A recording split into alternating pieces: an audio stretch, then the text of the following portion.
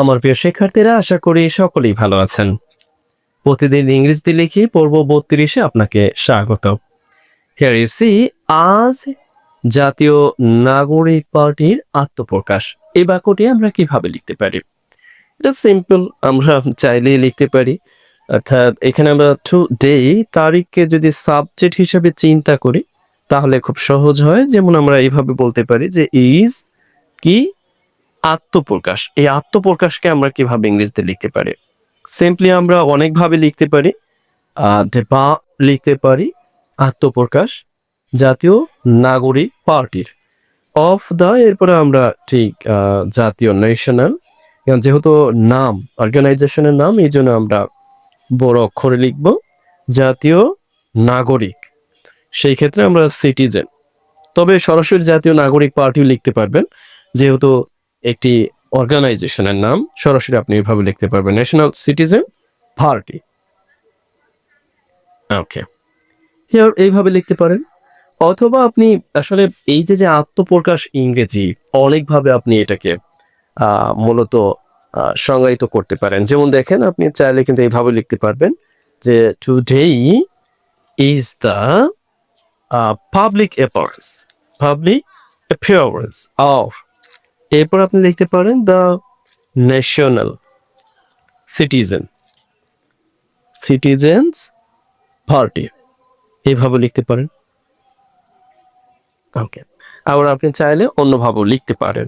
যেমন আপনি যদি চান যে না, আপনি এটাকে ভার্ব ব্যবহার করে লিখবেন, তারপর সম্ভব এইভাবে লিখতে পারেন যে টুডেই, অর্থাৎ এই আজকের এই দিনটি, এইভাবে লিখছে যে মার্কস, এইভাবে লিখতে পারেন যে দ্য, এইভাবে লিখতে পারেন অগারেশন, কারণ আমরা কিন্তু এইভাবে লিখে অভ্যস্ত।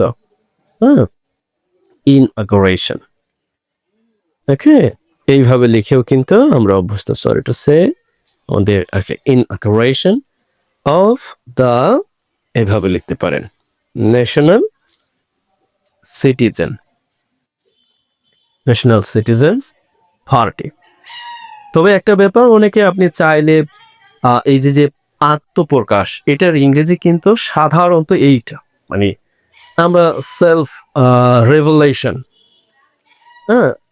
এইভাবে কিন্তু আমরা লিখে থাকি রেভেলেশন, অর্থাৎ আত্মপ্রকাশ অথবা সরি টু সে। কিন্তু এইখানে কিন্তু অনেকটা হচ্ছে পাবলিকের সামনে, কিন্তু মানে উদ্বোধনের যে সেন্সটা আছে সেটা দিচ্ছে। এজন্য আমরা চেষ্টা করব এটাকে ব্যবহার করতে, ইনঅগারেশন অর পাবলিক অ্যাপিয়ারেন্স অর ডিবাট। এটাই মূলত হচ্ছে ডিবাট বলতে ফার্স্ট যেই প্রকাশটা, অর্থাৎ ফার্স্ট অ্যাপিয়ারেন্সকে নির্দেশ করে। নেক্সট উই সি, আজ জাতীয় পার্টির আত্মপ্রকাশ হয়েছে, মানে সংগঠিত হয়েছে। যাক, এটা আপনাদের কাজ, আপনারা কিভাবে করতে পারেন, এটাকে আপনি প্রেজেন্ট সেন্সে করতে পারেন। তারপর এটা আপনার জন্য কাজ দিয়েছে, অর্থাৎ আত্মপ্রকাশ হয়েছে।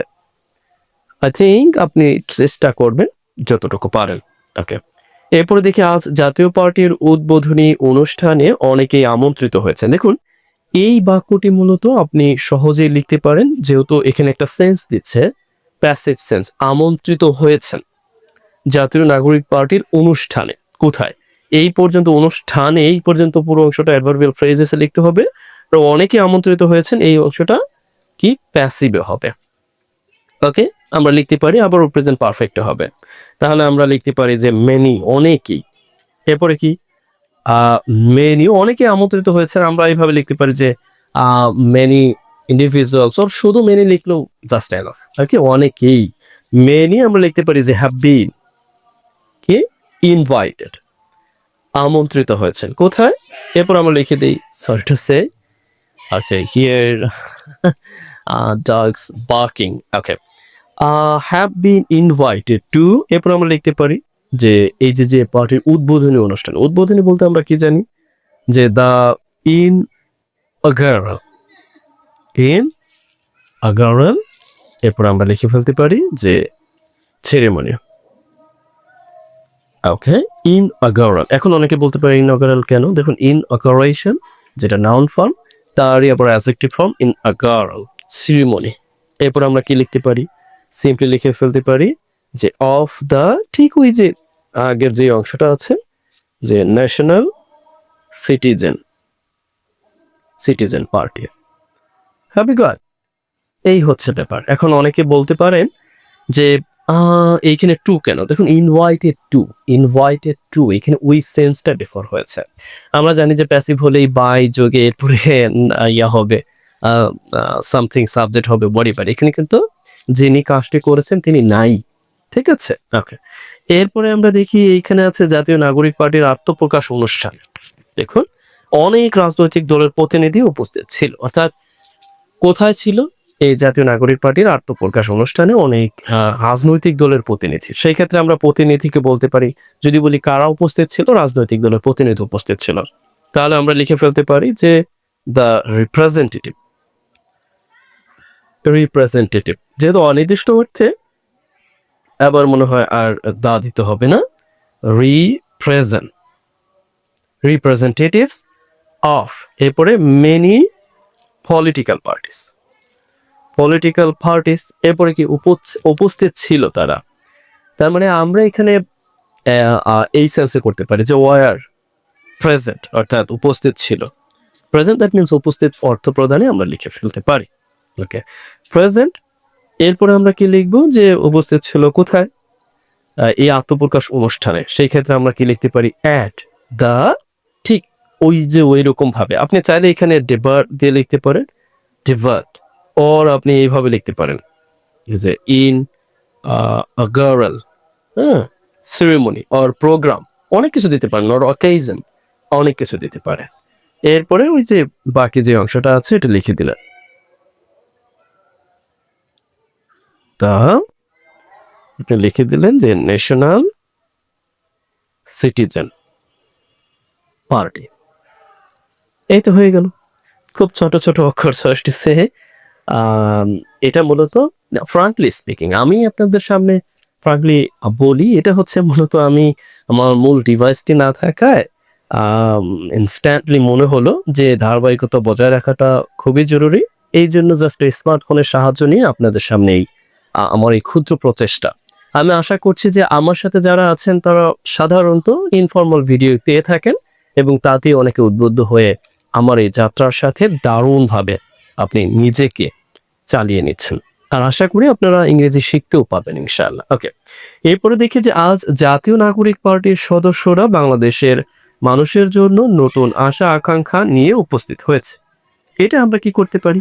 দেখুন আজ জাতীয় পার্টির নাগরিক পার্টির সদস্যরা, দেখুন যদি প্রশ্ন করা হয় কারা উপস্থিত হয়েছেন, তাহলে জাতীয় নাগরিক পার্টির সদস্যরা উপস্থিত হয়েছেন। প্রথমে আমরা টুডেই লিখে ফেলতে পারি, এরপর আমরা লিখে ফেলতে পারি যে সদস্যরা, যেহেতু জাতীয় নাগরিক পার্টি নির্দিষ্ট করে এই জন্য আমরা দা ব্যবহার করলাম, দ্য মেম্বার্স অফ, এরপর আমরা কি লিখতে পারি যে ওই জাতীয় নাগরিক পার্টি লিখে ফেলি। আপনি কিন্তু জাতীয় ঠিক বাংলিশ লিখতে পারবেন, নো প্রবলেম। তারপর আমরা যেহেতু ইংরেজিতে লিখছি এভাবে লিখছি জাতীয় পার্টিস, পার্টি এরপরে কি উপস্থিত হয়েছেন। এই ক্ষেত্রে আমরা হ্যাভ কাম দিতে পারি অথবা আমরা দেখুন এখানে উপস্থিত হওয়া বলতে এপিয়ার দিতে পারেন আপনি, এই এপিয়ার, এই উপস্থিত, এই যে এইভাবে দিতে পারেন, হ্যাঁ এইভাবেও দিতে পারেন। পিয়ার মানে আবির্ভাব হয়েছেন, উপস্থিত হয়েছেন, হ্যাঁ এইভাবে আপনি দিতে পারবেন। এরপরে কি উই আশা আকাঙ্ক্ষা, অ্যাসপাইরেশনস। ওকে, আপনি চাইলে এইভাবে দিতে পারেন অথবা আপনি যদি চান মানে আশা আকাঙ্ক্ষা বোঝাতে, অথবা আপনি যদি চান এইভাবে the hopes and, sorry to say hopes বানানটি হয়নি আমাদের এখানে, হোপ এর এই হোপের প্লুরাল হবে হোপস অ্যান্ড অ্যাসপাইরেশনস, আশা আকাঙ্ক্ষা কি জন্য? মানুষের জন্য, ফর এরপরে কি বাংলাদেশের মানুষের জন্য। তার মানে আপনি লিখতে পারেন ফর বাংলাদেশিস, অথবা আপনি লিখতে পারেন the people of Bangladesh, people of Bangladesh, বাংলাদেশের জন্য। ও নতুন আশা আকাঙ্ক্ষা, সেই ক্ষেত্রে আপনি এখানে নিউ লিখতে পারেন, ও নিউ ব্র্যান্ড নিউ লিখতে পারেন, ও নভেল লিখতে পারেন, নো প্রবলেম, আপনি আপনার মতো করে লিখতেন। আশা করছি বুঝতে পারছেন। ওকে, এরপরে আমরা দেখি যে দেশের অনেক মানুষের আশা ও আকাঙ্ক্ষার জায়গা তৈরি হচ্ছে, অর্থাৎ আশা আকাঙ্ক্ষা জায়গা তৈরি হচ্ছে। দেখুন জাতীয় নাগরিক পার্টির নতুন পথ চলাকে কেন্দ্র করে, অর্থাৎ যদি প্রশ্ন করা হয় কি তৈরি হচ্ছে, আশা আকাঙ্ক্ষার জায়গা, তাহলে আপনি জায়গা বলতে কি বোঝাচ্ছেন? জায়গা বলতে নতুন জায়গা বলতে আপনি যেটা আশা আকাঙ্ক্ষার জায়গা, সেই ক্ষেত্রে আপনি যেটা করতে পারেন যে জায়গা বোঝাতে এখানে আমি বোঝাচ্ছি যে আশা আকাঙ্ক্ষা করা যায়, তৈরি হচ্ছে। হুম? সেই ব্যাপারটাকে এখানে নির্দেশ করা হয়েছে। অর্থাৎ আপনি বলতে পারেন যে দ্য অ্যাসপাইরেশনস অ্যাসপাইরেশনস কি? আ মানুষের, দেশের মানুষের। আপনি লিখতে পারেন the aspiration or the hopes and the অ্যাসপাইরেশনস। এইভাবে লিখতে পারেন মানুষের, দ্য পিপল। এরপর আপনি লিখতে পারেন যে ইন দ্য কান্ট্রি, দেশের অথবা অফ কান্ট্রি, নো প্রবলেম। এটাও লিখতে পারেন অফ দ্য কান্ট্রি। ওকে? এরপরে জায়গা তৈরি হচ্ছে। আমরা প্যাসিভ সেন্সেও লিখতে পারি।